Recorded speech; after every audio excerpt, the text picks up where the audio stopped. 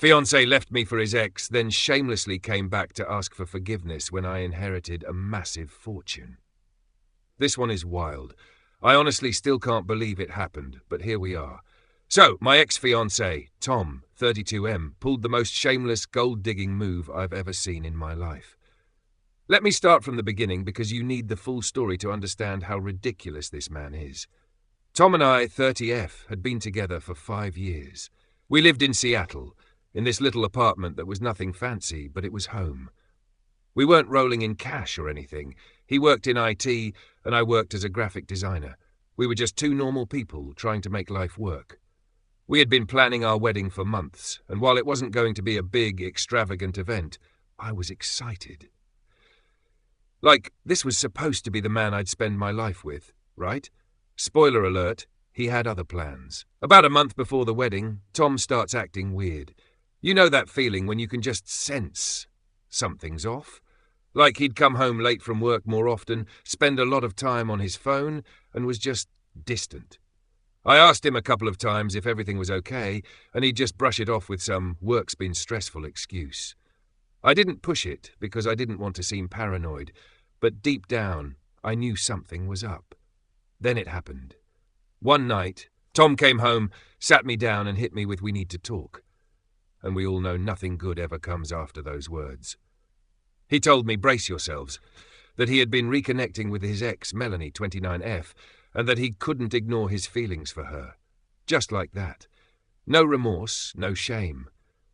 He said he didn't think it was fair to marry me while he still had feelings for someone else. I was stunned.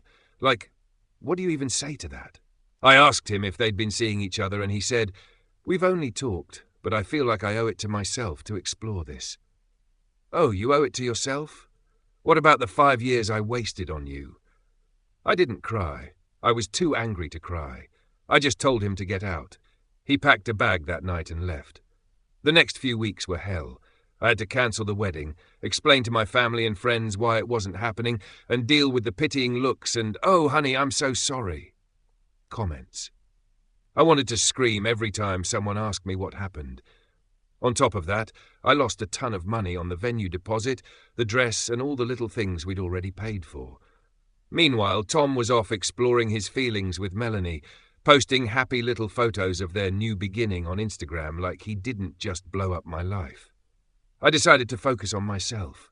It wasn't easy, but I threw myself into work, spent more time with friends, and slowly started putting the pieces of my life back together. I didn't block Tom or Melanie on social media. I wanted to see how miserable they'd eventually make each other. Petty, I know, but it helped. And then, out of nowhere, my life flipped in a completely different direction. My great-uncle, who I hadn't seen since I was a kid, passed away. He was one of those reclusive, eccentric relatives no one really talked about, so I didn't think much of it. But then I got a call from his lawyer, and this man left me everything. His entire estate. I'm talking millions of dollars, a beautiful vineyard in Napa Valley, and more money than I'd ever dreamed of having. At first I thought it was a joke. Like, why me? I barely knew the guy, but apparently he didn't have kids, and I was the closest family member who wasn't awful to him. So suddenly, I went from struggling to cancel wedding vendors to being a millionaire. It was surreal. So here's where it gets really crazy. Fast forward a couple of months.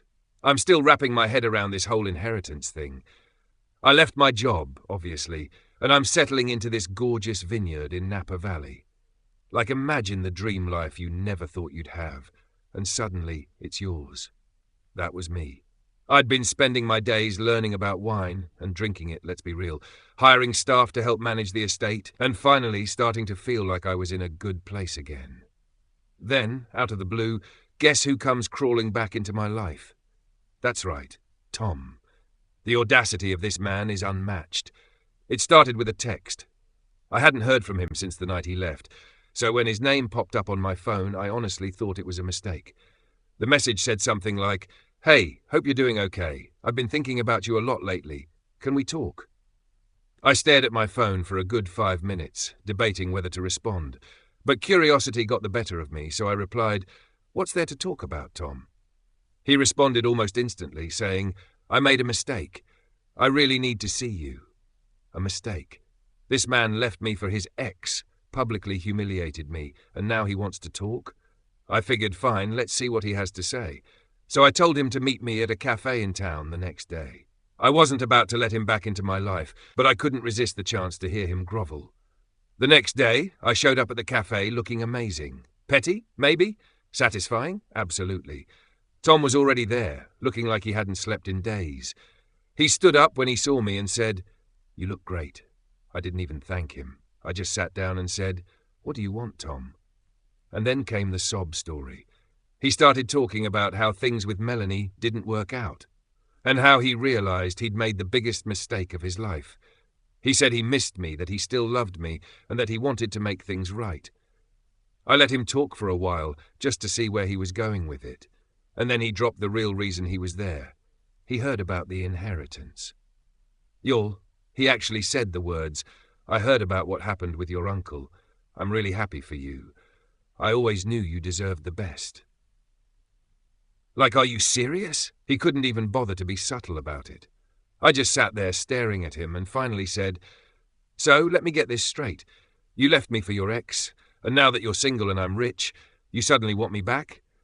Do you even hear yourself right now?"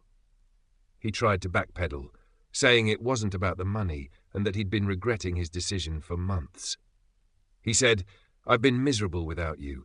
I didn't realize what I had until it was gone." I laughed. Actually laughed out loud.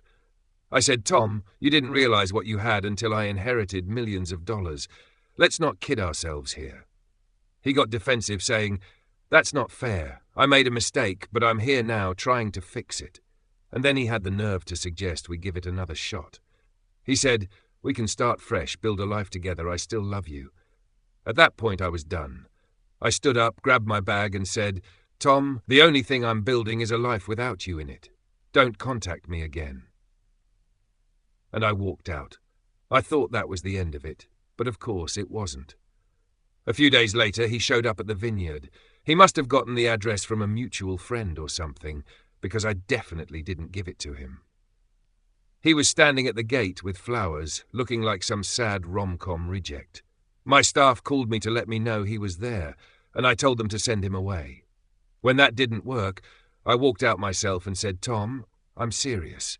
Leave. You're embarrassing yourself." He started going on about how he wasn't going to give up on me and how we were meant to be. I told him, "Tom, the only thing you're meant to be is someone else's problem. Goodbye." Then I went inside and had security escort him off the property. I haven't heard from him since, and honestly, I hope it stays that way. The fact that he thought he could just waltz back into my life after everything he did is beyond me. But I guess some people will do anything for money. TLDR, my ex-fiancé left me for his ex, but when I inherited millions of dollars, he came crawling back, claiming he made a mistake. I told him to kick rocks, and now I'm living my best life without him.